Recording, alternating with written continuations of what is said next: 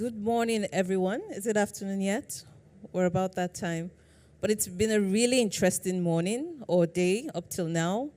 And I'm glad to say that a lot of the people that you're going to be listening to on this panel have actually already made some presentations. So we'll just be going deeper into the impact of what digital infrastructure can do to kickstart the economy and also drive digital transformation. So I'll be calling up to stage other members of the panel, and I'll just start with the other lady on the panel, Jane Nkechi Egerton-Idehen from NigComSat. Either way will do. And we also have Yen Choi of Chip Lab. We have Oluwaseyi Oshadami from Main One. And I'm not sure if Patrick Isicheli from NDDC is here as well.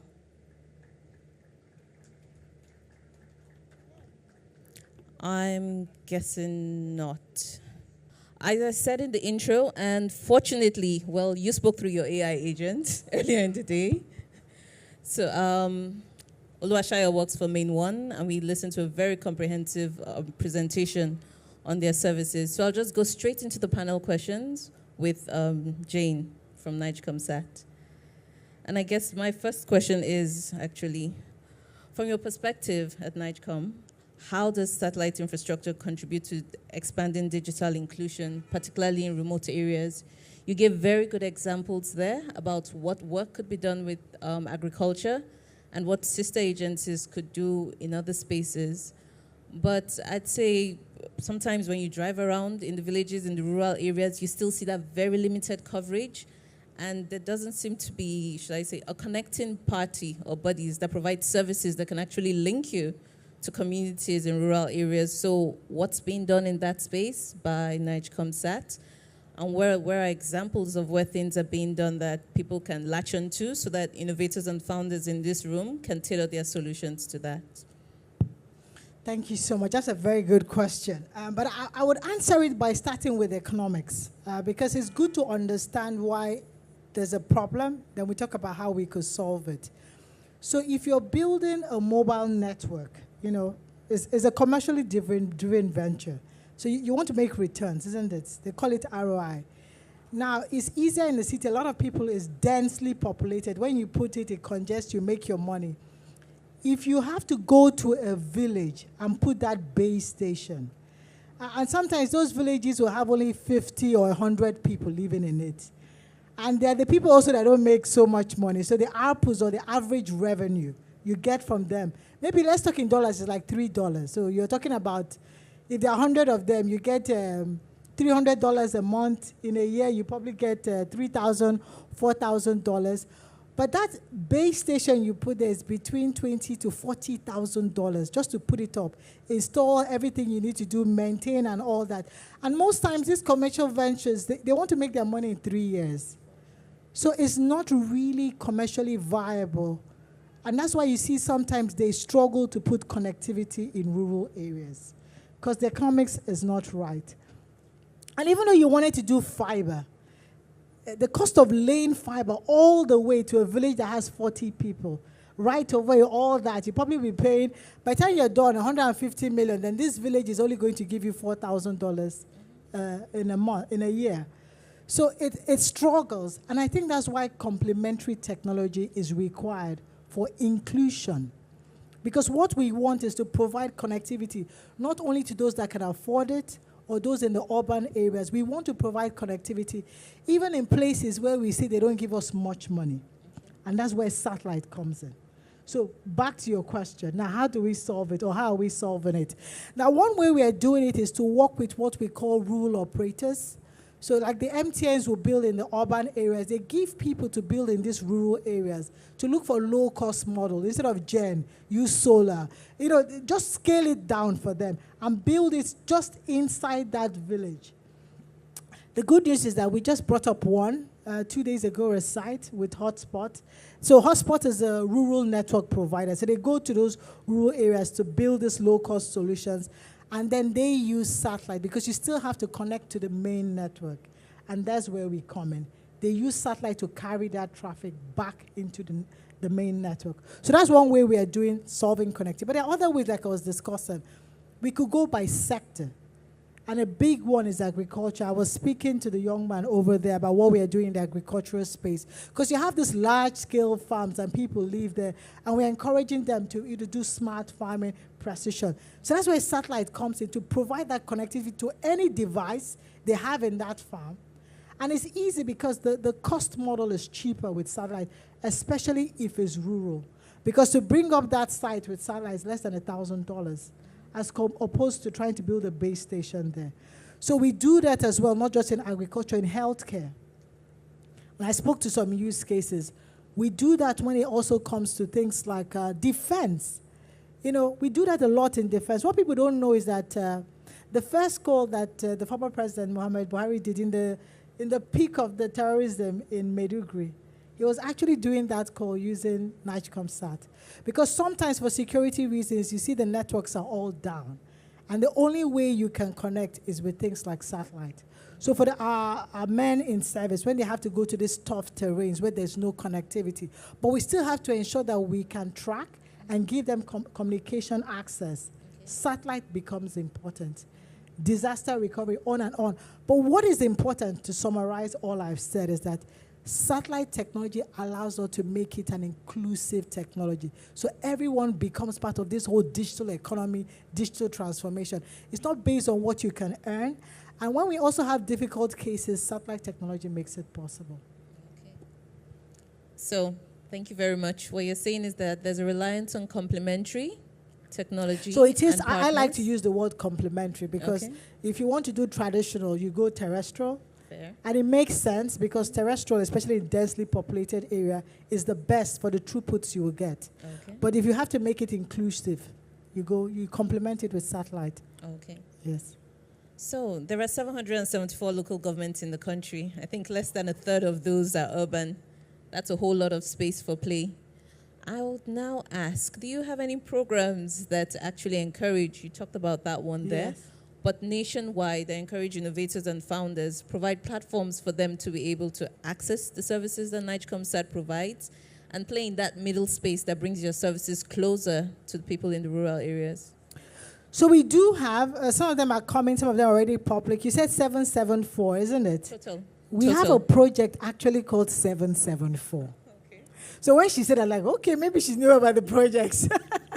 So we have a project called 774, but the intent of that project is to provide connectivity in all 774 local government secretariats first. All right.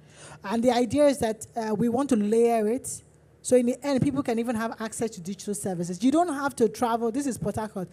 People in the rural areas in River State don't have to come to Port Harcourt to get a passport, driver's license. All these digital services we now offer as a government, they can do it wherever in their local government areas because we will provide connectivity there. And the way we're doing it is a hybrid approach, so it's combination. It's a combination of us, which is NigComSat satellite, and GBB, Galaxy, Our backbone. fiber. Okay. So in places we can do fiber, we will do fiber. In places because of the terrain we can't do fiber, we will do satellite. Okay. So that's some of the ways we are doing it. But we're also doing sector specific. I could go on and on. There's some we are doing for defense. There's some we are doing for agriculture. And we would love to find ways to work with startups. That's why we're doing the accelerator programs. We are really testing the waters. What's the best model to work with startups as well, especially startups that are going to those areas we love them to go to, the rural, underserved areas. Fantastic. All right. I'll be reaching out to you myself. All right. So the next question is for Oluwaseyo.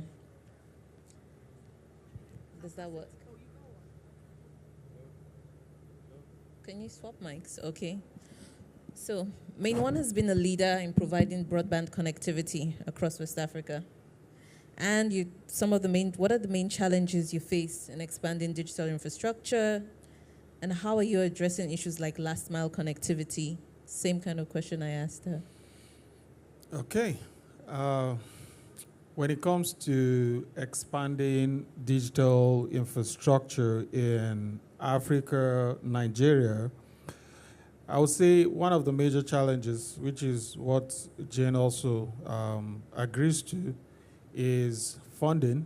Funding when you need to fund the build that's a general problem because most of the African communities, the villages, the capacity to buy, by the time you do your business case, it doesn't make commercial sense to invest. So that's one, right? So that's a general problem. But for me, I think there's so many other problems. But I would like to group all those problems into a single bucket, okay, which is the lack of understanding of the value of digital infrastructure. Because if you think of the value, then you would start asking yourself, then why is it difficult to do this thing? Because there's value in it. I need to build fiber, for example. I need to build fiber in Port Harcourt. I should expect that the whole Port Harcourt community will be excited, right? That I am building that infrastructure to come and stimulate the economy and also grow the region. But surprisingly, you'll face a lot of challenges from getting the right of way, to build. When you're building, the level of disruption you would get even from the host community. And you start asking yourself, like, I thought this was a novel, a great idea that we're all supposed to be celebrating, right? So for me, I put that in the bucket to say that lack of understanding of the value. And that's why a forum like this is very important to educate everyone so they can understand the benefit that the entire community, states, individuals get from this investment. I'll give you an example. Okay. Again, I'll use the city of Virginia, then before I come back to Nigeria. The city of Virginia is in United States. The city of Virginia has about 90% broadband penetration. When you look at data center capacity in the world, the city of Virginia is like top 3, right? If not even number 1. And when you look at the combined data center capacity in that city, is about 4,600 megawatts of power. Now, what does that translate to in terms of economic activity? So it tells you that most of the large-scale cloud computing and AI data centers will definitely be in the city of Virginia. Now, to power that data center, you need power generating companies, and that's where Yao comes in, all the chips, semiconductor things that you need to power this compute infrastructure. And when you think of it, how does that benefit the city of Virginia? That's why it's not surprising a city like Virginia, GDP is about $750 billion. And that's almost the combined GDP of Nigeria and South Africa put together, right? So when you put this together, it communicates the value that digital infrastructure brings. And that's what we're trying to solve by building the infrastructure that my colleague Abayomi talked about, the fiber we're building, the data center that we're building, and we have this model. This model has worked. We did it in Lagos. In Lagos, we built about 1,800 kilometers of metro fiber. We want to replicate the same thing in this region. But we know the challenges are going to be there, like the community issues, the permits and all that. But those are the challenges. And for us, we will continue to build and partner also with those who have infrastructure that we can work with. We've done that in Lagos, and that's how we've been able to expand our services in Nigeria and also in West Africa. Okay, great. Because what you were saying sounded like so investment heavy. I was going to ask what type of partnerships you were leveraging to, first of all, as you said, awareness is very important, to make sure that the economic, the way it can catalyze economic activity is made known and very popular, and since there's sensitization in communities where you intend to have infrastructure, but also the other partners who will benefit from that are also part of the investment circle, should I say. So what kind of agencies, what kind of bodies do you partner with, or do you explore to just make sure that, I think, penetration can be faster? Okay, we're in partnership with most of the government agency that are related to broadband infrastructure development, like NCC, NIDA. We're always We have a regulatory team, we always work hand in hand. But for me, I think partnership with a lot of private entity, especially like this summit, I expect that we'll have a lot of companies, startup who are interested in what we're doing, because we're doing the heavy lifting, right? To invest the major capex that is required to stimulate it. But we can't do it alone. We need other partners, I'll call them SME providers, who would leverage on this core infrastructure that we're building to enable these services to get to the end users. For example, in Lagos, you have a lot of fiber to home providers, right? And that is only possible when you have the core investment already on the ground that they can leverage into by building the fiber access into the estate, the homes.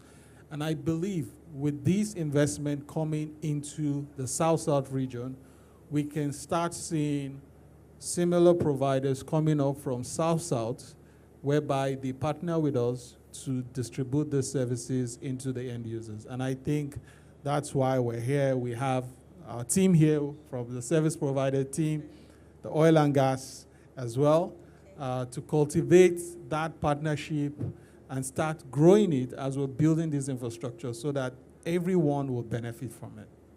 Thank you. So Shaya just opened the doors to questions and contributions from the audience.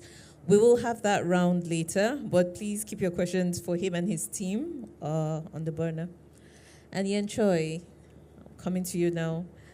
So you talked earlier about how chip development and like integrating that into part of our digital economy could really be pivotal for increasing options and improving economic outcomes for the Nigerian economy. But what I'd now ask is, first of all, starting in the room around local talent, really, what would be the game changer? What unique capacity could local contributions to chip technology make for us in our own economy? And then secondly, if we're thinking about the region and the country, how could Nigeria position itself to attract investment? Even if it's in the earlier stages of chip development, how could we make this region and this country a better destination for capital inflow that's directed at that?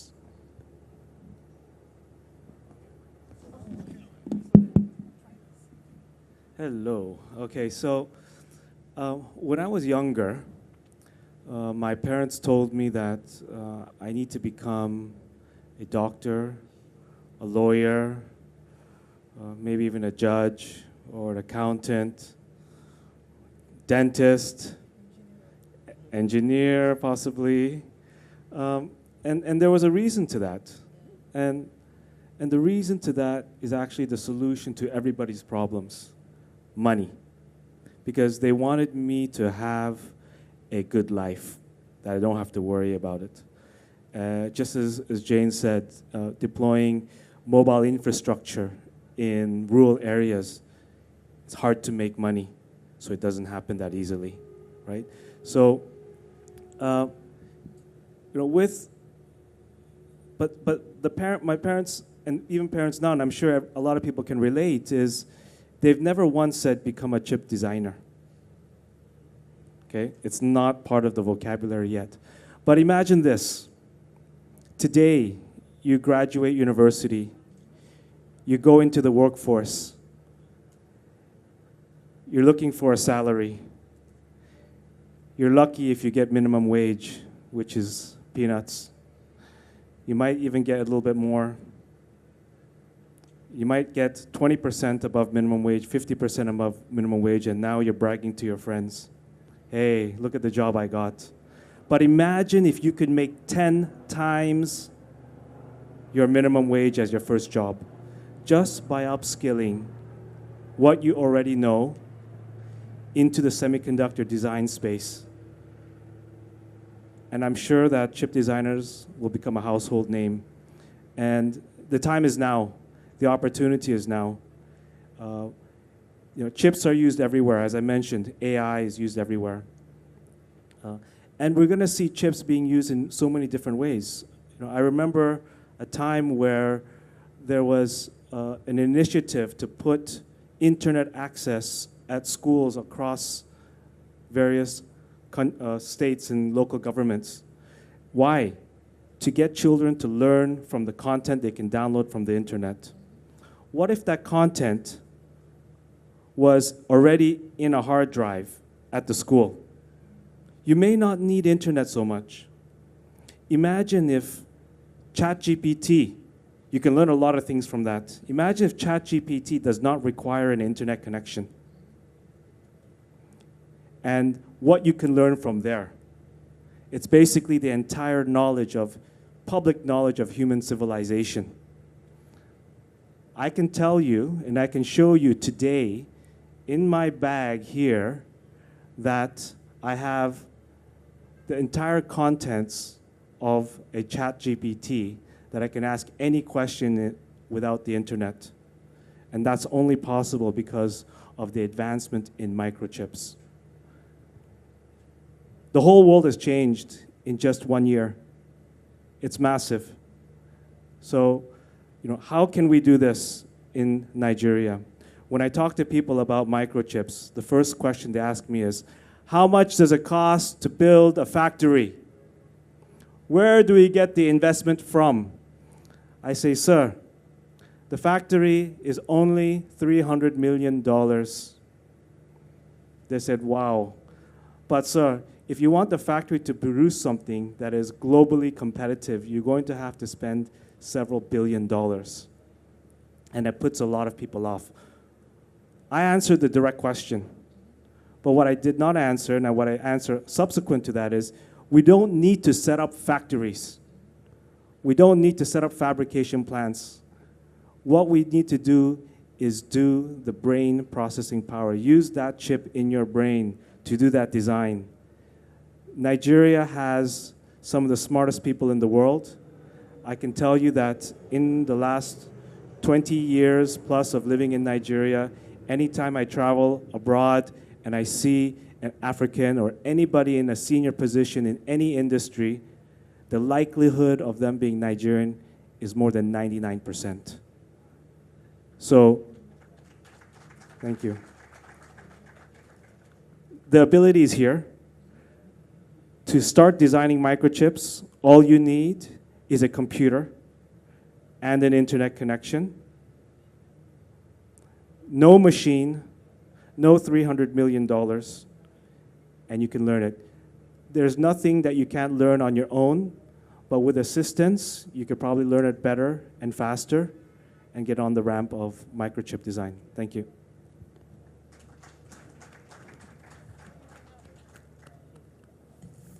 Thank you. That was speaking to getting involved in design and taking advantage of the natural talent that we have and overcoming infrastructure gaps that currently exist in our system. So sadly, we don't have NDDC here, but our next question, I think, Jane, you're around, so you still kind of fill in that gap because NigCom is public sector backed. Definitely. Nobody goes it alone to go far, and we're talking about going deep and broad. So getting really down into the communities that we're in, the country that we are in, and the region that this summit is about. Fortunately, a lot of the Southeast is actually heavily urbanized, but still I'd say access is not as great as it could be in other parts of the country that have similar or lower levels of urbanization. So just sitting in this room and based on the conversations that we've had among each other, what kind of pathways do you see for partnerships that could evolve, that could bring the services closer? We know you're doing a lot of heavy lifting when it comes to actually terrestrial service provision. And Jane has talked about the fact that the Nigerian government does have the capacity, does have equipment and infrastructure in place for satellite provision. But again, I'll come back to the fact that we still see these gaps when it comes to bridging that distance to end users. Now, even if they're not in like rural underserved, but still in some urban networks and locations, you still don't have the type of service that is required for, I'd say, basic computing, talk less of, I'd say, more advanced work. What kind of pathways do you see emerging, and what kind of solutions would you want people, founders in this room, to be able to think about, to set about trying to solve, to actually make sure that they are part of the delivery pathway for broadening and growing the system of digital solutions and options? I was thinking about the solution while you were talking, and I'm going to put on my ministry hat, because now I'm public sector. So I work for the Federal Ministry of Communication, Innovation, and Digital Economy. And anybody of you that know my minister, Honorable Dr. Bosu Tijani, is his nature to be collaborative. And it's a key theme. You know, when I talked about 774, I talked about, it's not just us, we're doing it with GBB. You continue to see that theme. A month ago, we put out the draft AI strategy for Nigeria. Did anybody see that? Draft AI strategy. It looks like nobody knows what's happening in this room. Please, you need to go online and go and look for mics. it. Yes, okay. This is better. I said a month ago, we put out the draft AI strategy for Nigeria. And I think most people didn't even know in the room. Please just go online. If you go to the ministry's website, you will see it. But that strategy was written together with private sector, public sector, academia, even civil organizations. So I think that's a step. I don't know all the solution, but I'll say one step I've realized is collaboration. You can't do it all. You can't do it alone. Even the government can't solve the problem alone. That's the truth. So I think we should get into the mode of learning to collaborate as a method to deliver. To work with others. Like I told you, we're trying to build rural network, but we are working with rural operators. So I see startups here. Find a way to, pair up with someone. Don't leave this conference without talking to someone. And maybe finding ways you can work together. And sometimes working together doesn't mean implementing together. Like Yen said, it could be just to even design together. Sometimes it's just to design, or to look at a problem together, or to create a partnership that can benefit you in future, because that could be an avenue to do that. We don't know all the answers, but the more we start to work together, and that's what I love to see as well, that the private sector and the public sector could work together, and that's how we start to solve the problems, the technology problems. I hope that's a step in the right direction. I know Latera is looking at me. You want more? I do want more. But I think the audience, because but I think that is a step, yes. Okay. Shia wants to also contribute to that. Yeah. Thanks, Jane, for that. I'll bring the technology perspective to partnership. I know Abayomi mentioned us building a data center. Now, let's look beyond the heavy lifting that we're doing. What we're actually trying to achieve is to become a platform provider for the community. And if I use the Lagos example, because it's in Nigeria and we've tried it and it's successful, is the fact that you have a place where all of those partners can come together and meet each other. Right? And that enhances the collaboration that we talk about, the partnership. Because if you have, for example, NigComSat, maybe decides to set up something local, like within the Port Harcourt region, and maybe just put in their router in the data center. We have other startup community who have their apps. I think I've seen some nice solution here. Put it in a server within the data center. I'm just using that as an example. And you have other networks coming together. So you see it becomes a platform for interconnection. Because at the end, if each of those companies or SMEs decide to operate in silos, them coming together for the benefit of the community would be a challenge. And that's what we're also trying to solve, creating that technology platform that makes it achievable. That sounds like an assignment for Startup South, actually. So, an action point for Uche from this. Are there any questions from the audience? Anybody have any questions? Okay, I can see one gentleman in white there. Thank you. Any others? Is that a second hand I see? No. He's coming up. Oh, and the lady from Kodobe as well. All right, you'll be second after him.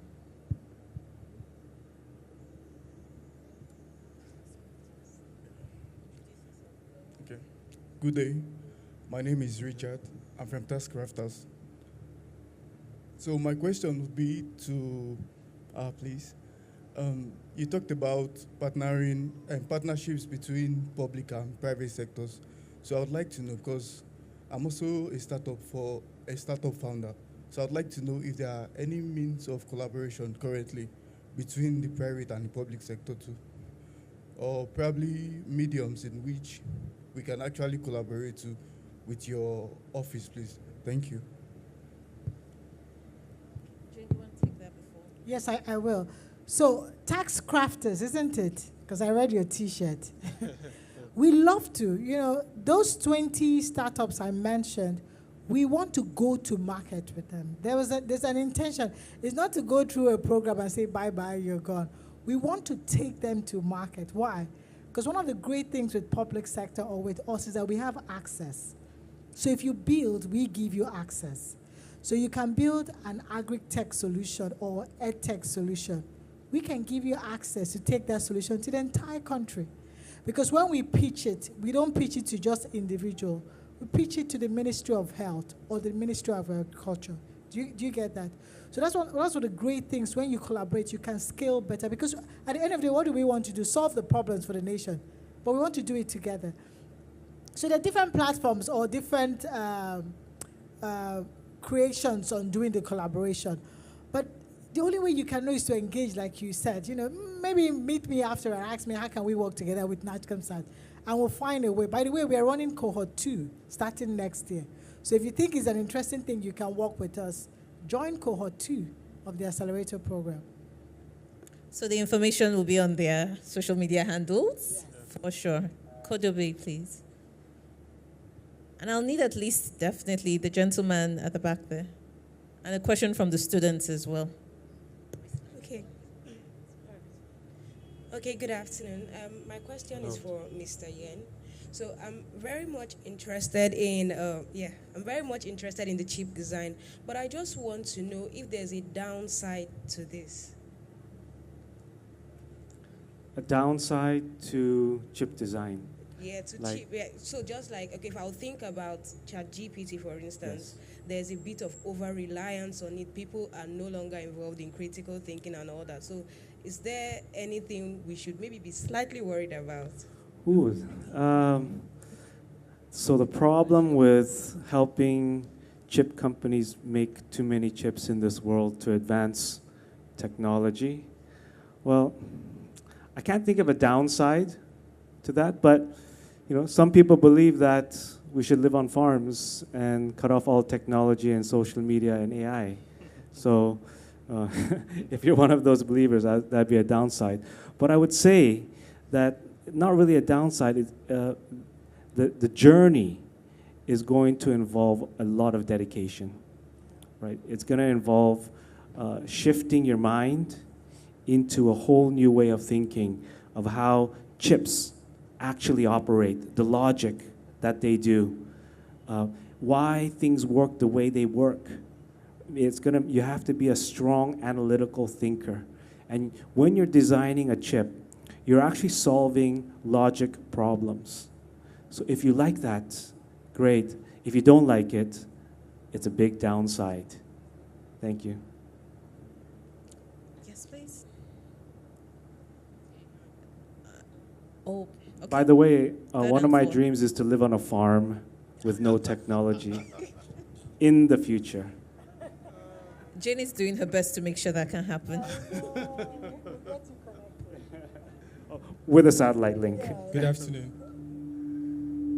My name is Victor Isaac, lead backend engineer and systems engineer for Africa Manufacturing Innovation Hub.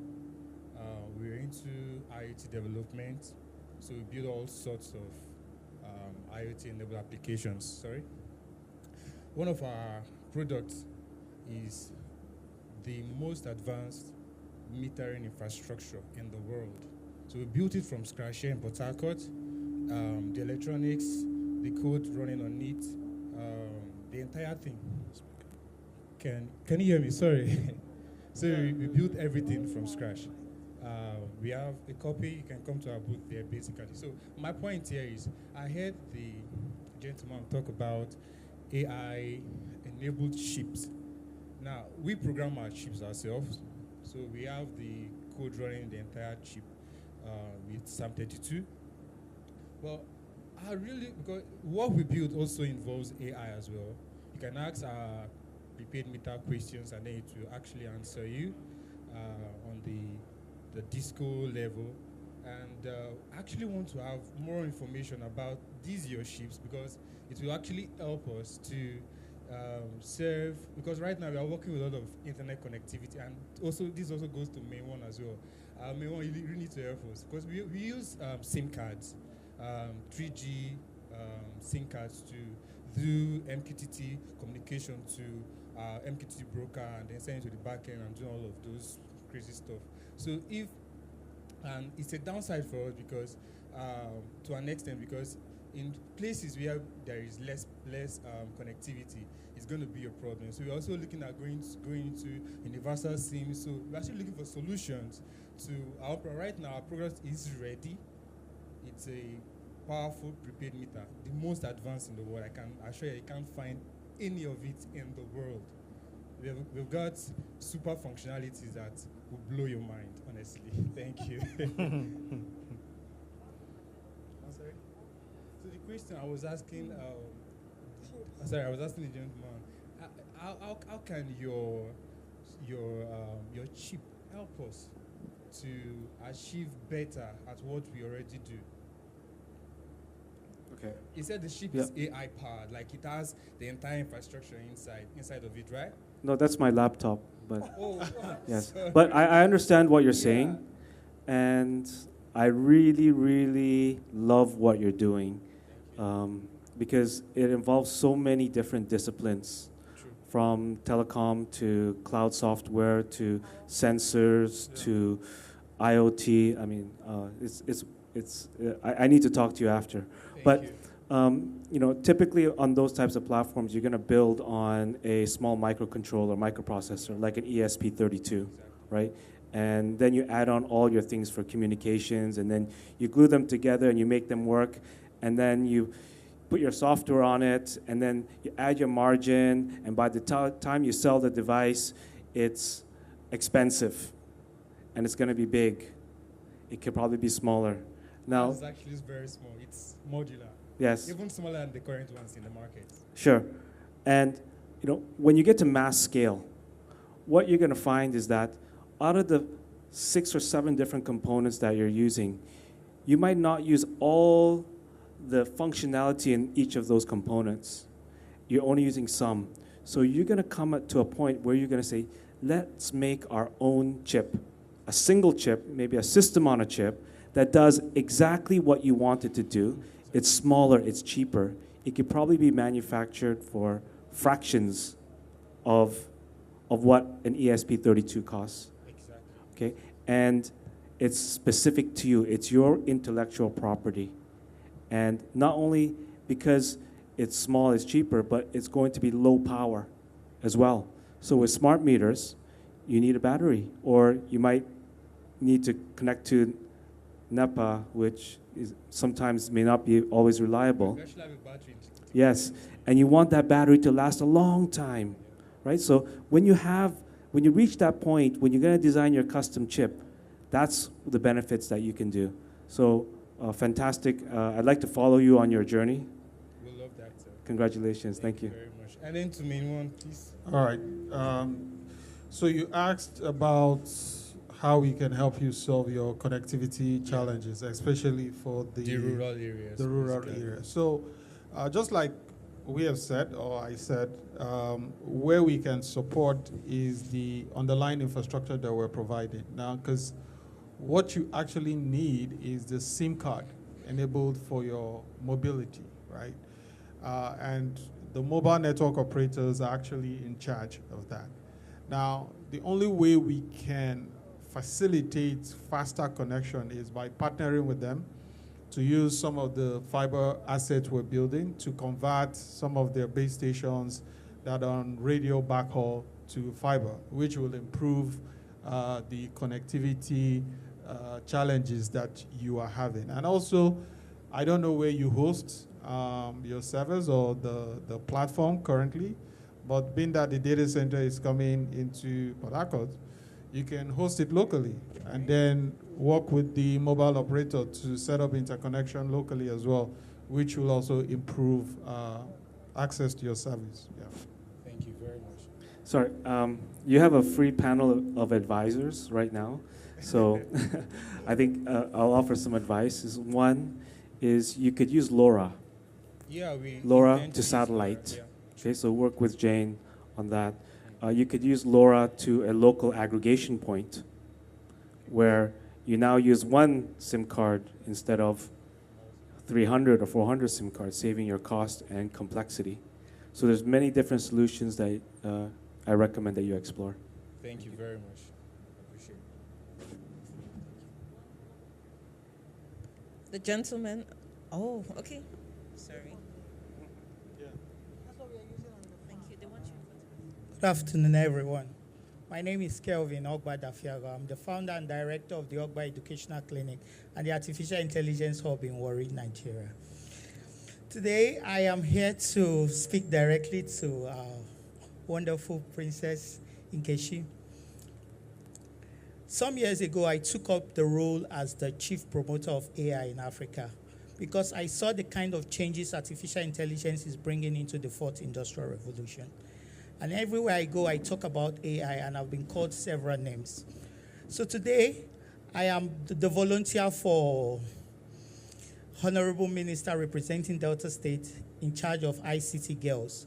And throughout my journey visiting various schools, I found out that there are very low knowledge of artificial intelligence in our areas. So we are trying to serve the underserved community. So it's a special appeal that I am ready to work with you people to sensitize young people about artificial intelligence. Just like one of the speakers said earlier, the kind of changes that will happen within the next 2 to 3 years will be probably more than what has happened in the past 100 years. And many people do not know why they are losing jobs. More jobs will be lost. And lots of people still don't know that the things they pay for actually could be done for them free. They still ask people to write letters for them, proposals, and many other things, or do video editing. A lot of havoc is going to happen. Now, another part that I'm really pained about is about 2 years ago, I studied to become an AI ethical ambassador. And what I found out is that the rules governing AI are mostly being made by the Europeans and Americans and some Asians. And this is very biased towards us. For instance, for me to send a friend request to somebody in California, my account may likely be flagged down. But it is very easy for me to send to somewhere like a poor nation like us in Ghana. What is the ministry doing to see that we can come up with an idea or come up with rules, input into this AI, so that when rules and ethics are being governed, like what I am proposing, it should come under the UN. Already we are seeing a lot of deep mistrust between companies like Google, Apple, and all that, and even nations competing among themselves. But there's a general consensus that except we sit down together and set up rules to govern this AI, it may actually enslave us. So when this decision is being made, let us have an African input on it. Thank you.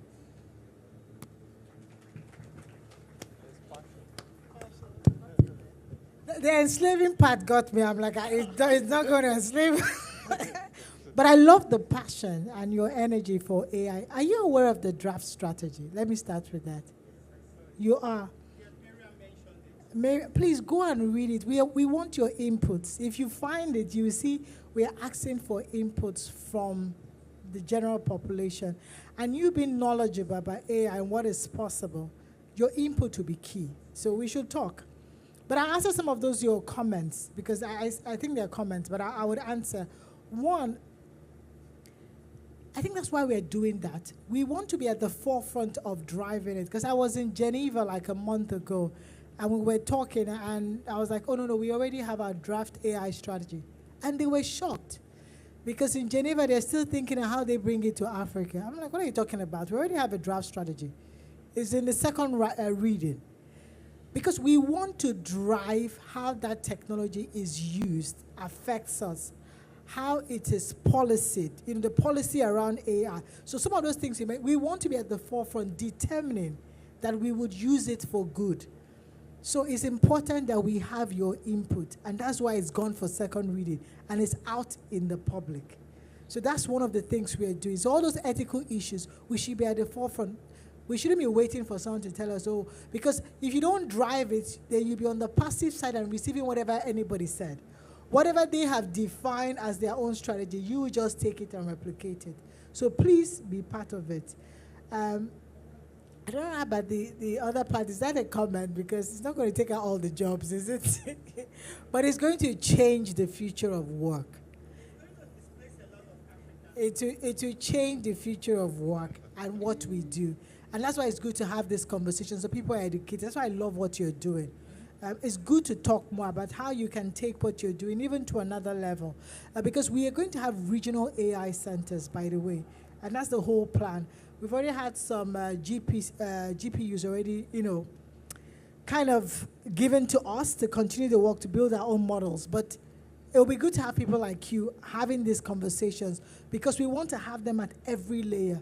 It shouldn't just happen there with tech people in the cities, in Abuja. It should happen everywhere. What do you think about the UPI? Should we answer it here? It's a reality. Let's have that conversation outside Sidebar. here. Like a sidebar. All right, then. In the absence of any other questions, do we have one more at the back?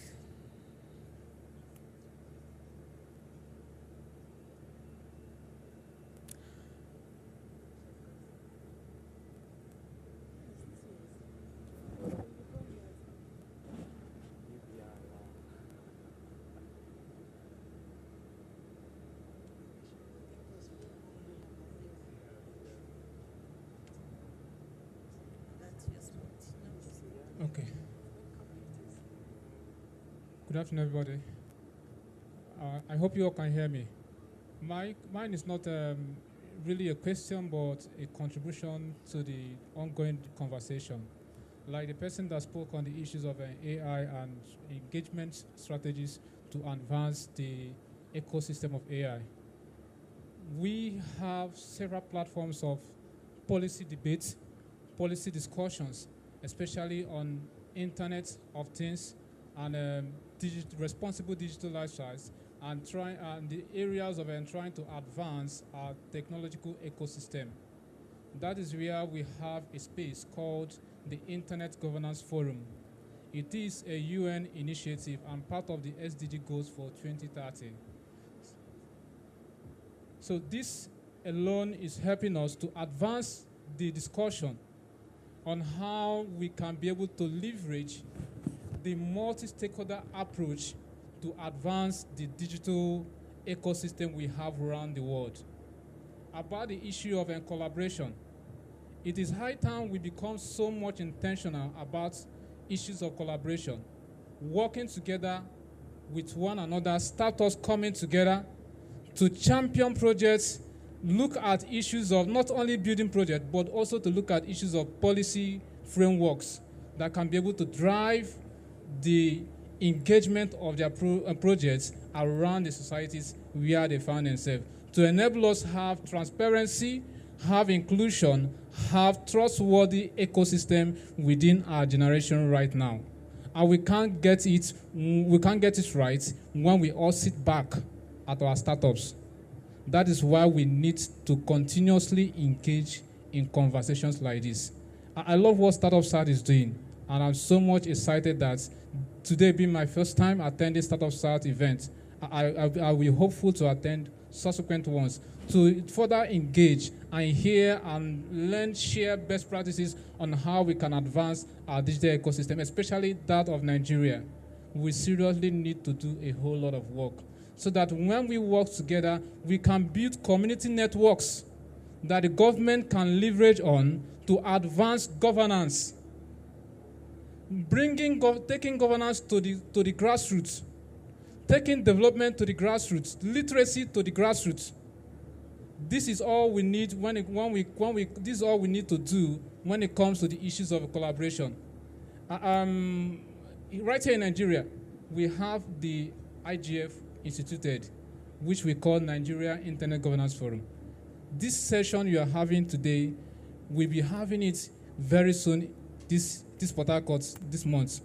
And more details will be coming your way. So we want everyone, both the public sectors, private sectors, government, academias, techies in their various sectors, come together. Let's continue this conversation until we build a digital future for everyone to benefit. A digital future that will promote transparency, trustworthiness, and a safer internet all for all. Thank you. Thank you. You concluded the panel for me. All right. So thank you very much, everyone. I think highlights for me would be the fact that both from public sector and private sector, there seems to be a lot of energy directed at improving connectivity and bringing services to more areas, improving in urbans and reaching underserved. And also that they are also in different ways opening up opportunities for collaboration, which I think Jane has advertised some, and Min One is also trying to foster. We also learned about the fact that even though there might be some infrastructure deficits in our system, there's always space when it comes to design in even, I'd say, advanced chip technology. So there are opportunities for anybody really. I wouldn't say young people. If you decide to pivot or swivel, there are opportunities in that space. So thank you very much for your rapt attention. Thank you for the questions. And I hope we all take this opportunity to continue to engage with public and private sector, innovation ecosystem, and especially young and upcoming students. Thank you very much and enjoy the rest of the day.